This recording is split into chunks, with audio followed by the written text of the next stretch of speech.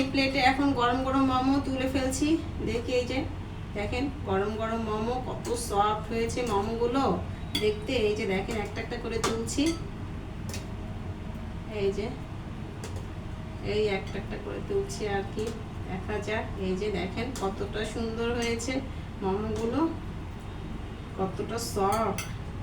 গরম গরম মোমো খেতে কিন্তু খুব বেশি মজা না? আর মোমোর ভিতরে ফিলিংটার ভিতরে যদি আপনারা মানে একটু বম্বে মরিচ দিতে পারেন তাহলে কিন্তু অন্য রকম একটি ফ্লেভার আসে। যারা একটু ঝাল খেতে পছন্দ করেন তারা কিন্তু একটু মানে বম্বে মরিচ দিতে পারেন। আমি কিন্তু মাঝে মাঝে এইটা করি আর কি, কিন্তু আজকে বম্বে মরিচ দেইনি, বাসায় ছিল না।